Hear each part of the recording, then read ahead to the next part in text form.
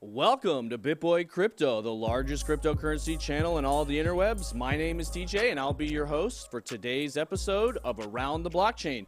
As you know, we come to you guys live every day at 5 p.m. Eastern Time to gather your favorite people and personalities from around the blockchain to discuss the day's trending topics, as well as answer some of your most frequently asked questions. We've got a really good show lined up for you guys today. We've got the crowd favorite, one and only CryptoWendyO joining us again. We've got race car driver and crypto YouTuber Mitch Sanders joining us today. And as always, we have a tech entrepreneur, Spencer Taring, hopping in, and the crowd favorite, the one you see every day, the one you know, the one you love, Ben Armstrong, bringing us home with the big facts. So today, we've got some really good topics and conversations to go over. We're probably all sick of talking about it at this point, but we are going to talk a little bit more about Elon Musk. What is he doing? What's going through his head? Is he the new orange man on Twitter? Is this good for crypto? Is this bad for crypto? That might depend on what some of your favorite projects are. So we're going to talk about that a little bit. Bitcoin topping out or bottoming, I guess, hitting the lowest price it's had in the last 3 months at 45K. Was 60K the top for Bitcoin? Are we going back into a bear cycle, or is there still more time to run?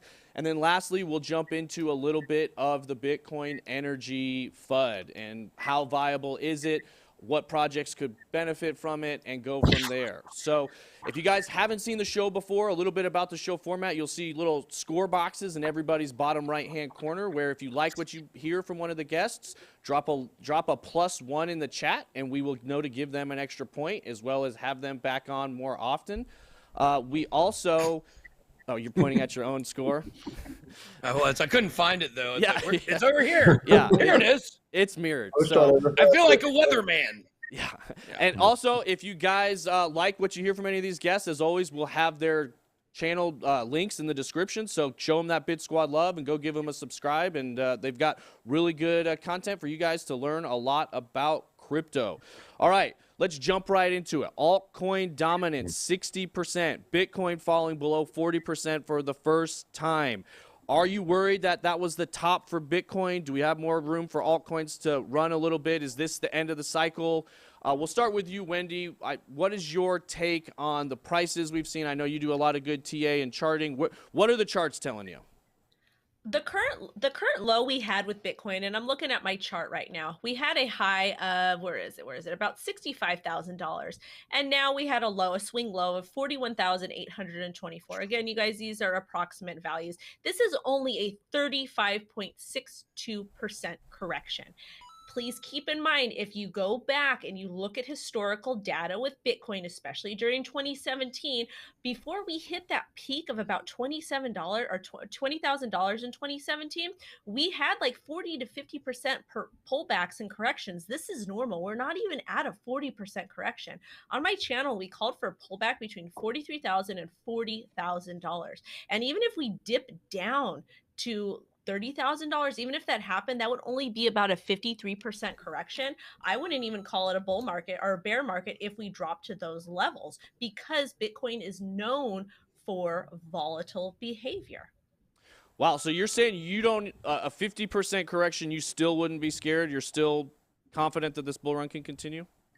Yes, we're in different times that we were in with 2017. We're seeing a lot of people find crypto as a safe haven, not only in the United States, but in other countries, just because things are so uncertain. We're seeing a lot of craziness happen globally. So people are turning to cryptocurrency as a safe haven, especially Bitcoin. I am personally not worried. I am not concerned. If we were to break below 30,000, possibly. Again, I'm not saying we're going to hit 30,000. That just is a very important area of bottom support, and that brings us to about a 53% correction. So I'm not worried. Yeah, interesting. That's a good take. It's funny, I saw a tweet on Twitter. A lot of people eyeing that 34, 33K number for Bitcoin, and somebody said, I've got my buy order set at 34K, and I guess if it blows through that, I'm back to being in it for the tech. So, Spencer, what do you think? What's your take on this? Do you think we've got more room to run, or are you concerned at all? A couple of things you touched on there. You talked on Bitcoin dominance and whether we're coming to the top of the Bitcoin run. I personally am not concerned if Bitcoin's not the biggest cryptocurrency by market cap. I think in the future, Ethereum or Cardano, one of these coins is potentially going to be a bigger market cap. I just expect that it's going to be used more for all the stuff we're going on. Blockchain is going to be part of everyone's lives, part of all business. I would expect something to surpass Bitcoin, but that doesn't mean Bitcoin isn't going to be the coin to store value. The main store of value. It's got a very clear use case for me, which is why I always keep a lot of my portfolio in Bitcoin. Over the last few months, obviously, we've had a lot of new retail investors coming into the market, and unfortunately, their kind of ideas are, oh, that's a cheap coin, that can gain a lot more, and people start chasing these gains, and that's why even some of the more prominent and more experienced traders start following those herds as well, because they're like, well, if I'm just staying in Bitcoin, I'm not going to get those gains. So everyone starts moving into those altcoins, and that's what we've basically seen over the last few months. And then we've had this bad, press from Elon, and that's hit Bitcoin and the entire market at the same time. So I'm not worried. I don't think it's the top. I think we've got a long way to go. I'm still thinking $100,000 Bitcoin by the end of the year. I am, however, in the next few months, I'm going to start thinking about taking some profits. I think especially from some of the altcoins. Interesting. So you think there's still some more space, but you're cautious. You're ready to take some profits. And I'm curious. You said you think some altcoins might pass Bitcoin's dominance. Which coins are you eyeing? Like, what do you think could be the big winner in this run? Like, who do you think, if a altcoin was to end up with a bigger market cap than Bitcoin's, which one do you think it'd be, and how much dominance do you think it could gobble up? Well, I think Cardano and Ethereum both potentially could do it, depending on those. I see Bitcoin and Ethereum like gold and oil. We need oil, use it all the time. Doesn't make it a bit better because it's bigger than gold. It just makes it very different. Yeah, good point. These are not necessarily direct comparisons. They are different use cases and different projects. So, Mitch, hop in there. What are your thoughts? Yeah, I think we've still got plenty to go. We're definitely seeing a lot of profit taking happening right now. If you guys aren't familiar with the Wyckoff distribution model, it's following very, very closely to that. And I've only just been put onto this overnight, and it actually gave me like goosebumps watching this video and how closely it's following it. So I think we have market cycles within market cycles. We're still very much in the bull run. We still have plenty left in it, but like everything in every market, there needs to be, the spring needs to be compressed down some more. And the next movement up, which could be half a month, 2 months, maybe even 3 months time, is going to be really, really explosive, and we're going to see some face melting type stuff. You're right. So when you're saying 3 to 4 months time, are you talking about experiencing a 3 to 4 month consolidation, or do you think we're going to consolidate a little bit and then see another 3 to 4 months of bullish behavior? Right now, I'm really uncertain. I thought we were going to see 70K a lot sooner than what we've seen 43K. But looking at different models, I'm seeing that we could have an extended consolidation of 15 to kind of 60 days. Okay. Interesting. All right, Ben, I know you got a lot to say. Hop in there. How do you know I have a lot to say? I spend a lot of time with you. Yeah, guys, I got to fact check Wendy here. Y'all know I love Wendy. Wendy is like one of my favorite people in crypto. No offense, Mitch and Spencer, but you guys know me and Wendy go way back. We've been friends for a long time. But Wendy, I got to tell you, there's no more than 40% corrections in the last bull market. The largest correction in 2017 was 40%, exactly 40, like give or take 0.5%. There were 6 in between 30 and 40%. The interesting thing was most of our corrections in 2017 were around 35%.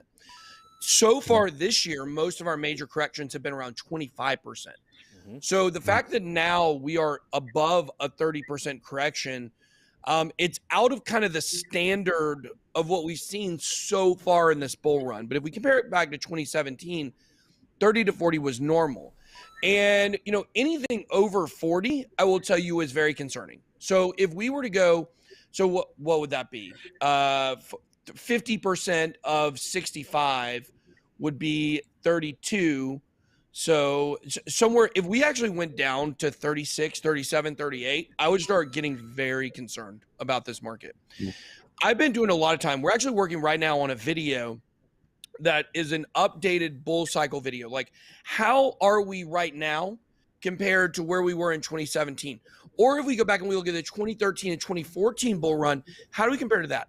The two major difference, or the one major difference between 2013 and 2014, and then the 2016 and 17 bull market, was we did have a gigantic correction going from $229, I think, all the way down to $75 in 2013, and then bouncing back in 2014, and then 10xing from the bottom. Okay. The thing is if you look at the chart, if you look at where we're at in this bull market, and you look at the Newport, or you look at the stock to flow deflection, or you look at the SOPR, or you look at the Pule multiple, or you look at the risk reserve, all of these top indicators that we have on Glassnode, what you'll see is there is nothing that looks similar to 2013 and 2014 at this time.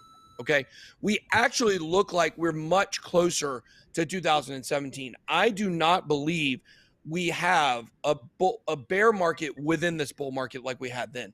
Everything looks much closer to the accumulation stages that we saw, kind of around the early summer, I think it was, the early summer of 2017. Things really started kind of cooling down for a little bit. I think that's what we're looking at. And of course, I have the advantage of I literally was just looking at all this information today. So actually about 5 minutes before we went on air. So I'm very familiar with all this stuff. And to me, like, and I talked last night, if you watched our TokenMetrics live stream, we talked with Forrest, who's one of their analytics guys, smart guy for sure. And I remembered his last name now. It's Forrest Pribish. No one would ever think to pronounce his last name like that, but that's what it is, Pribish.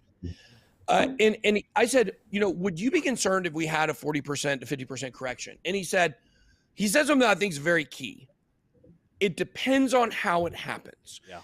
If we're at the bottom of a range, like if we're at 42K and Elon tweets Bitcoin is dead, it might drop to 37,000. Okay. But that's a fundamental short-term thing. If nothing seems to be going on and we drop to 37, we should be very, very, very concerned. So that's my overall view on this market. I don't believe the top is in. I like what Mitch said. We're winding up like a spring. We are going to shoot up, and then when it happens, I'm going to be the only person that told you it was going to happen, other than Mitch. Thanks, Mitch.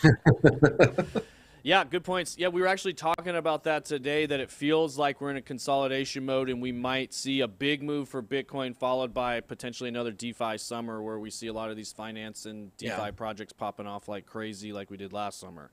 So, but you did mention Elon's tweets.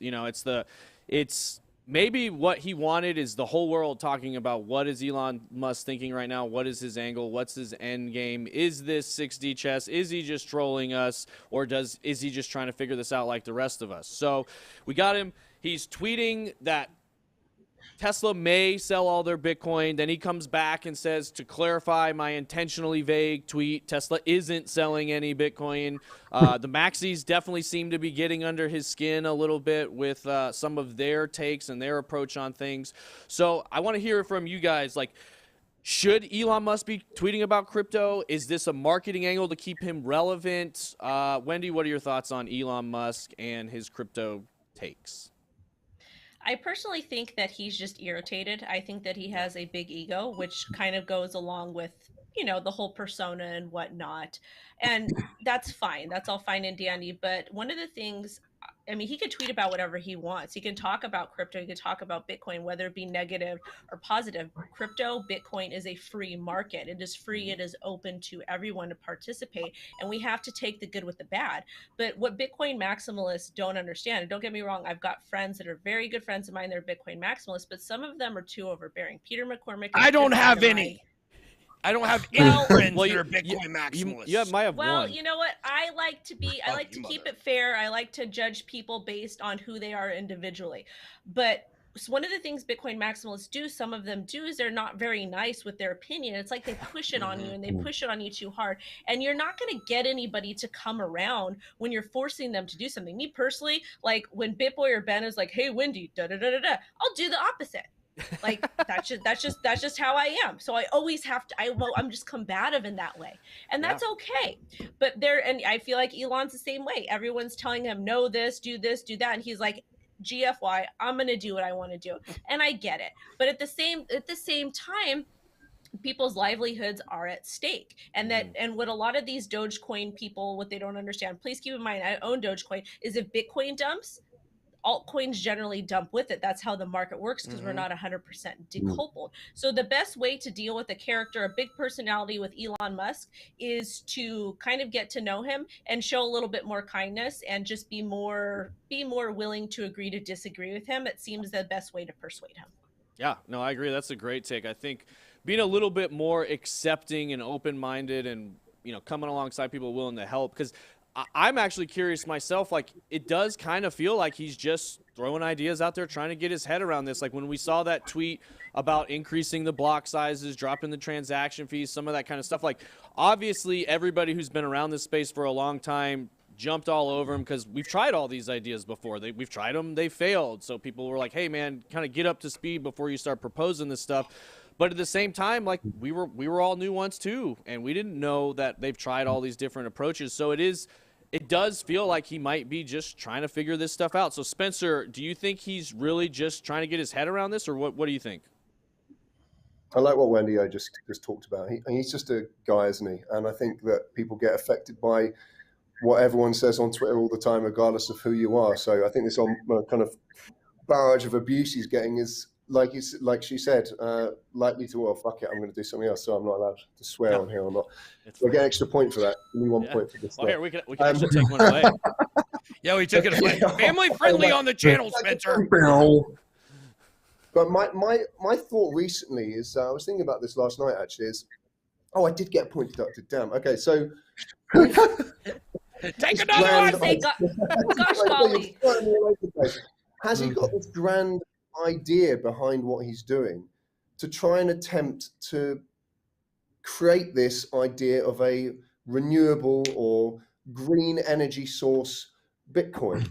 I know the idea was kind of pushed out there before, that they would have these ideas of a clean Bitcoin that could be traced all the way back to a particular point, like to an exchange, but not necessarily to a place where it was mined. So authorities could always track exactly where it went to, and therefore only a company could only accept a Bitcoin that was clean.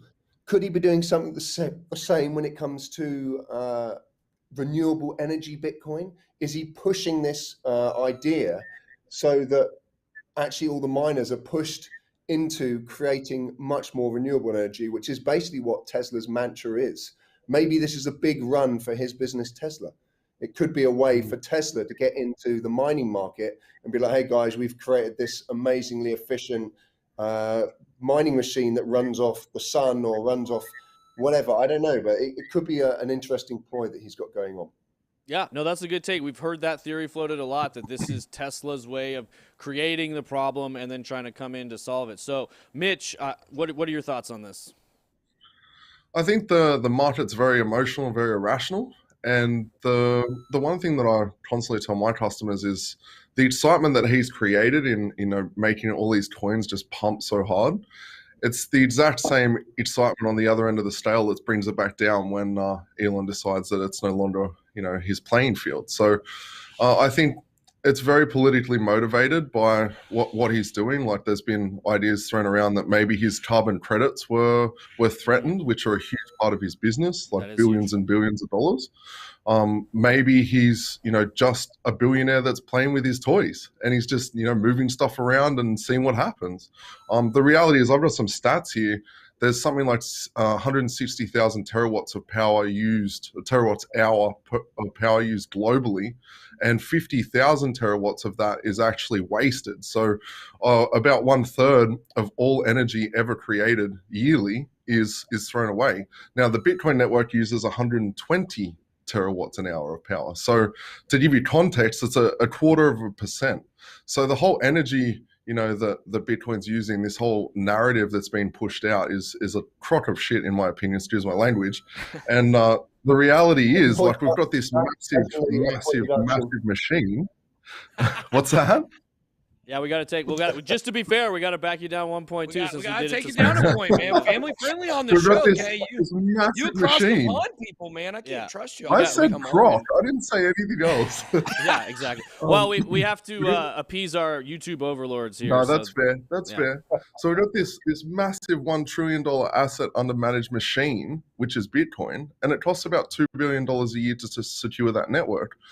When you look at that on the grand scheme of things, like, it's a very small amount of money spent to do it. We've looked at what the banking industry costs to run each year, which is about double of what Bitcoin is, and everything in comparison. When you look at the stats, it gives you context. When you see, oh great, thanks for throwing that up on the screen. When you hear the politicians saying, this is bad and it's not green and this and that, and Tesla's doing green things, well, how is lithium made? It's mined using diesel powered machines. Like, come on. You're this big green guy. Like, it's all just a narrative that's being pushed to get an agenda. And I think it is literally, it's got nothing more than he's just playing around on Twitter and seeing what he can do. And they don't tend to respond very nicely to that, because it's their livelihood. That's their life. Yeah, well, that's a good point. I mean, when you've got people's livelihood invested in this and money on the line, like the discussion of manipulation does come into play a bit there, and it does, like you said, it makes the market that much more emotional when there's money involved. So, Ben, do you think this is manipulation, or the big? I guess here's the big question, and we'll just cap it with this before we move on: is when the Tesla earnings report comes out, do you think we'll see they've sold their Bitcoin, or will they still hold it? No, and guys, you got to remember,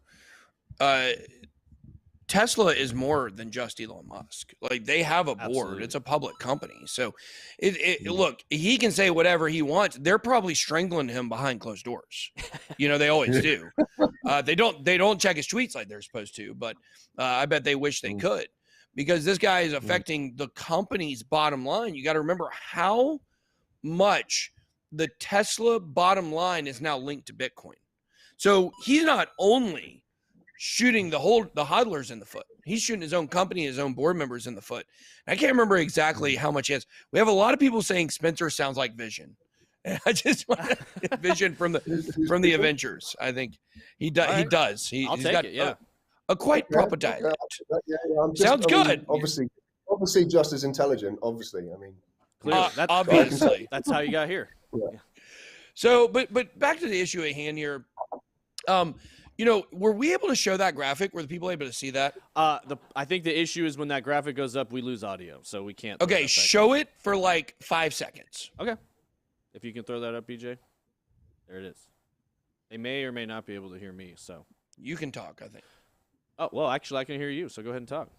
Oh well, great. Well, Maybe they thank fixed you, it. Division. I supersede all intelligence on Earth here, guys. This is the estimated annual energy consumption. This is and when you look at banks and gold compared to Bitcoin, it's laughable. And I want to go back to a point. You can take it off now. I want to go back to a point that was used on my episode with Ellie for Wrapped Weekly on Saturday. Ellie is very smart, and I really like what she looks at things from a beginner's perspective, and a lot of us are jaded on a lot of stuff. And I feel like she really brings fresh perspective. We should get her on the show sometime, maybe on Around the Blockchain. Yeah. But she said, what's interesting is when you look at Tesla has been given the right, the freedom, and the ability to make their product more green over time. But they're saying, Bitcoin, you can't do that. Right now, you're using a lot of energy, so you're done. And to me, that's asinine. Bitcoin is obviously moving towards a more environmentally friendly, mining system. It has to. But the thing is, what a lot of people have to take into consideration is where's most of the Bitcoin mining? China, right? Hash rate dominated by Chinese miners. I don't know. What's that? I've been there. I've run a number of mines in China myself, in Sichuan province, directly at the power sources. They're crazy places, but you see directly the water literally flowing through these rivers. through the turbines, and the energy goes straight out the turbines, straight into the S9 miners or whatever miners they are they've got running. Yeah. And there's literally nothing else connected, and that's all it is. And that's all they're being used, not being used for anything else. The hydropower is more renewable, right? I mean, it's more clean energy, I would suppose. I don't know that much about energy. I'm not a rocket scientist. It's the same in Russia as well. A huge amount of the mining that comes from Russia is from hydroelectric. Mm-hmm. Yeah. So they don't use it for anything else. So it's just totally turned off if it's not being used for Bitcoin. Yeah. So, I mean, I think that's something you guys are going to see in our video we come out with tomorrow about renewable energy and about the future of Bitcoin mining. We're going to dispel a lot of the FUD on this video tomorrow, so everybody can make sure to check that out at 3 p.m. Eastern Standard Time. But overall, that's what we're seeing with Bitcoin. It's got to be given the ability to become, more. Let's see, BJ sending me a note. He said it's more kinetic than renewable. Or it's free kinetic energy, thus it's renewable. So I tell you what, though, by the end of this year, we are all going to be electricity experts. Yeah, right. just like we're all seem to be medical experts these days. Yeah. Well, that actually leads me to another question, which is we're kind of going to wrap it up with this energy conversation. But it's very interesting. The energy discussion as it relates to Bitcoin is clearly a focal point. Why is it you guys think we don't hear and then when you start to compare it like we just did, the narrative falls apart almost any comparison you make, or when you look at it in any kind of context. Like you said, it's just an asinine argument. So why is it you think we're hearing so much focus on Bitcoin's energy FUD, and we don't really hear about the energy consumption mentioned by any other? I mean, the banking market uses way more, or the banking industry uses way more energy than Bitcoin. So why don't we ever hear about that narrative with how much other markets use energy? Wendy, what do you think? Simple answer. Follow the money. The people that are pushing these narratives, they have a particular idea that they want you to believe.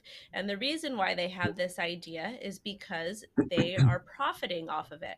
And the moment that their income dries up, they are not going to be happy. Therefore, the people that are in charge, that are pushing you these major narratives that are half-truths, you should pay attention to. You should pay attention to what is being presented in the news. But then you should kind of take a step back, take that information, and then continue to do your own research. And then also pay attention to people who are not major media creators. And take what other content creators are saying and other opinions that we are giving, and then decide from there and make your own decision on what works. But I would be very, very careful what you believe, especially when it's coming from mainstream media and these other people pushing these narratives. Yeah, those are all great points and really good advice. And Spencer, I want to hear from you on this one. I know you said you were kind of at some of these mining facilities looking at some of this renewable energy. Do you think Bitcoin mining could potentially be a driving force leading the kind of creation and adoption of new renewable energy sources? There's no doubt the economics of it. People mine at the cheapest place to mine. That's the way they maximize their output from the miners and maximize their profit. And the cheapest place to get electricity is from renewable energy. At the moment, it's from hydroelectric energy. So there's just no way people go and use coal power when it costs 4 or 5 times more than it does from a hydroelectric plants. So for me, the whole story of Bitcoin being mined from non-renewable sources is FUD. But unfortunately, market is affected because people think, well, they don't do their own research, and they think, well, what's the next person thinking? What's the kind of the lowest or the dumbest person thinking? I'm going to follow what they're doing because they're going to sell their Bitcoin and they're going to sell their Bitcoin. And it has that knock-on effect of the same reason why people go out and buy coins.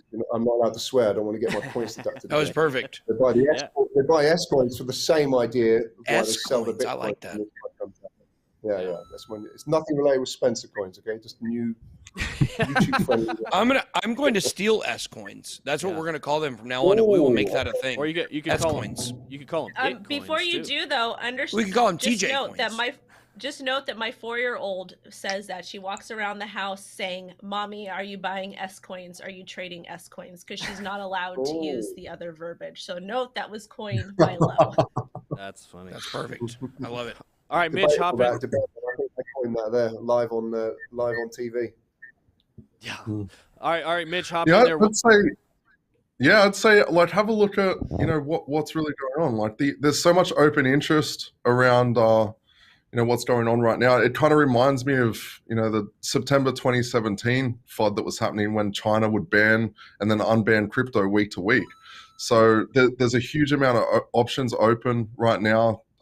There's a huge amount of open interest there sitting there waiting for the market to go down further, and I think it's very coordinated. I don't think it's any more complicated than that. Whether it's Elon's friends or other people in power, I don't know, and we never will know. But I think it's just a narrative to get cheaper BTC before the next. As I said, the spring is compressing, and it's going to compress and compress, and when it lifts off, it's going to be like absolute fireworks. But during that time, we're very much in a consolidation period, which is few weeks to a month or two. So you're saying this could potentially be some coordinated consolidation, just too many geopolitical absolutely. things? Yeah. Absolutely. Because if you break it down, like if you look at it within context, like the Bitcoin network uses 0.25% of the global energy, and around 30% of all energy created year to year is literally thrown in the bin. Yeah. So well, there's no other. They gave me a stat here that says AC uses 10% of the energy a year, and we don't hear cries. There you go. Everybody turn off their AC across the world to save the planet. Like we don't ever hear that. Yeah. But you better love the sweat. Learn to sweat, y'all. Yeah. All right, Ben. Absolutely. Bring us home. What's your take on all this? Is it we were talking this morning about some of these. Like we've got that boat that was stuck in the Panama Canal. Now apparently there's another one stuck in the Suez Canal. Everything's back ordered. We got all this FUD energy, we got bombs going off all over the place, all kinds of geopolitical unrest and questions. Like, what's your take on just the whole landscape? Well, I mean, I think you've got, multiple things going on here. You have, world events that basically the whales are using to manipulate the price with. And we see that consistently over time. Now, it's always happened with the China stuff in 2018, 2017, and 2018. But you also do have some real problems going on. I mean, what's going on, over in Israel and Palestine right now is definitely a bad thing. I don't think there's any coordination there. That's just stuff bubbling up over time, and this is where it is. And there's not a strong leader in the White House right now. So it's, we're not saying anything about it. Just keep on doing what you're doing over there, I guess. But you do have some things that seem like a little strange. Like, when's the last time you guys heard of a ship crashing in a canal before this year? Never. Ever. Yeah. And now we've got two. The two most recognizable canals in the world both had a ship. When you've already got shipping chain or supply chain problems, now these are maximized. And it's like, and who had options open just before that happened, right? Who had the options open on those markets before that happened? Mm-hmm. And then you've also got, we looked at on the stream this morning, you can't make this stuff up, aluminum foil shortage going on right now, which how in the world am I allowed to get my tinfoil hat together now? Now I got to feel like somebody's not able to, smoke meth on some aluminum foil because I need a hat. And it's like, what the heck, guys? It just seems like there's a lot of coordination going on somewhere. You can't say for sure. Like, maybe it is just random that the two biggest canals had ships wrecked them. But the fact that we have to question that, it really tells you there's a lot going on in the world. Now, how does all this equate to Bitcoin? We know consistently that the charts usually bear out, and it's more like, I can't remember who it was that came on the channel that said, show me the charts, I'll show you a story. And it's like, you look at the charts and you try to find stuff that matches it. And market Cipher indicator that we use, it has an indicator that's got a yellow X on it. And that yellow X is whale manipulation, because what happens is when prices start going down, whales over leverage, they sell, and then they make money on the way down. They push it down further, and then eventually it gets exhausted and it gets a break even point and it bounces up. Let's not be confused about this Elon Musk stuff. Nobody we know is selling Bitcoin because all of a sudden Elon Musk tweets about it. really what's going on is people see that tweet and they get scared in their leverage positions, and they just pull out of their leverage positions, and that factors in a lot to the market cap. That's really what's going on. It's not like your friend down the street went to Coinbase and sold all of his Bitcoin on Coinbase because Elon Musk tweeted. It's a little more complicated than that. So to me, when it just comes to energy VUD, I got to back Wendy 100% on this. It's all narrative based, and they're wanting you to believe certain things. It's when you look at the data, I mean, I don't want to get too much on the medical thing TJ was talking about it, but it's the same thing. When you look at the data and then you look at the narrative, and I think Bill Maher, obviously he trashed Bitcoin, so he's dead to me. But he read a stat on his show a couple weeks about the pandemic, and about how basically people that associate themselves with being liberal or Democrats in the United States, that 60% of them, it was a crazy number, thought you had somewhere between a 20 and 50% chance of ending up on a respirator if you got the sickness. I don't have the exact numbers in front of me, but it's they're so out of touch with reality because they're just given narratives. That's all they get is narratives over and over and over again.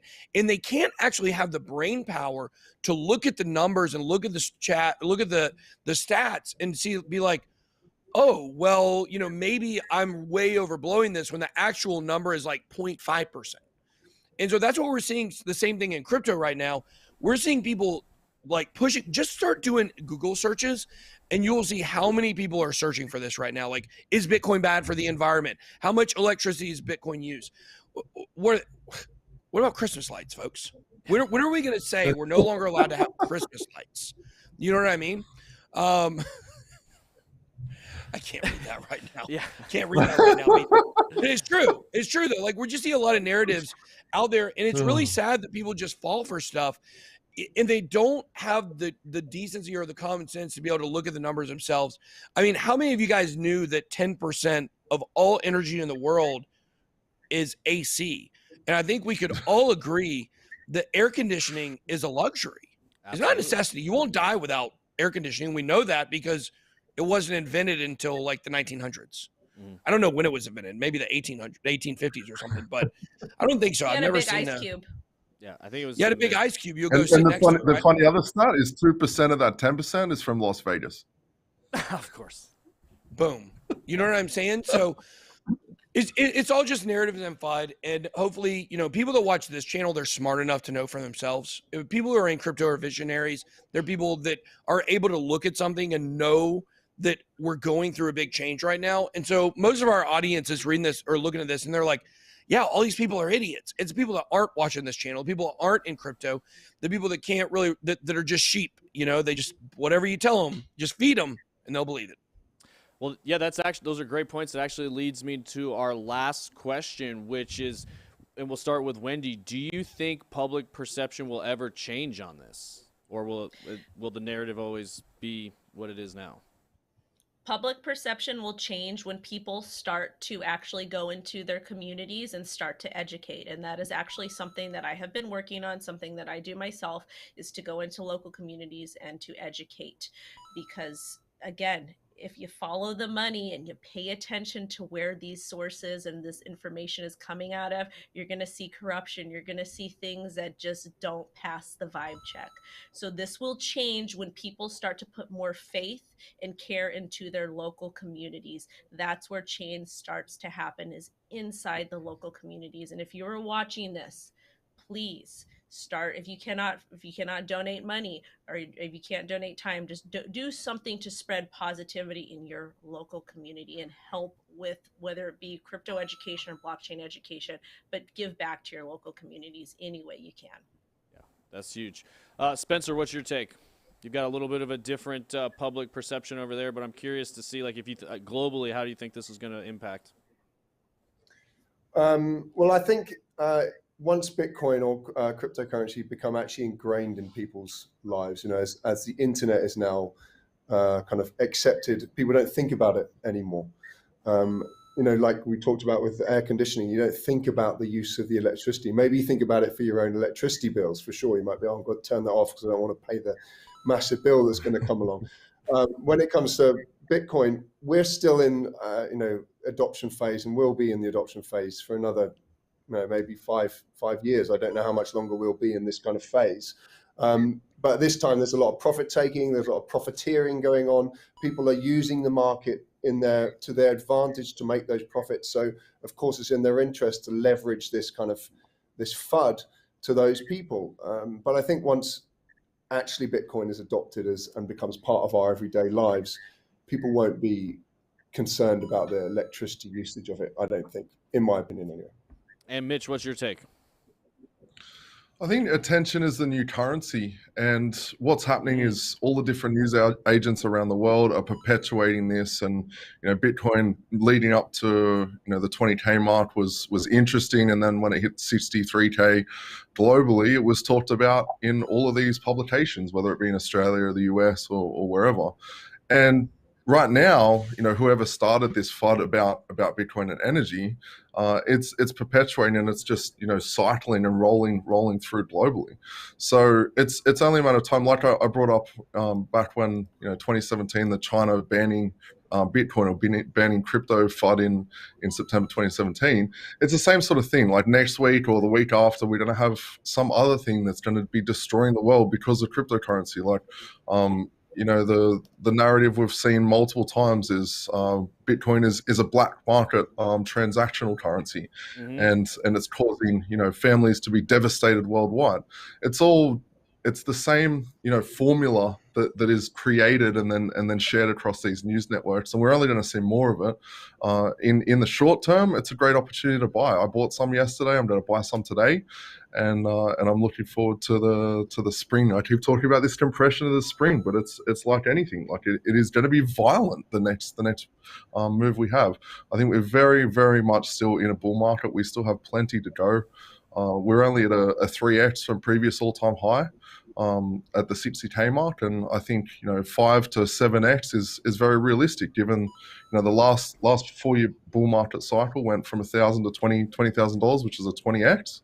I think 5 to a 7x for BTC is very realistic, and as Wendy said, BTC is the king, and all alts follow directly. Like we all know the crypto money flow cycle, where it just moves from Bitcoin to large caps to mid caps to low caps.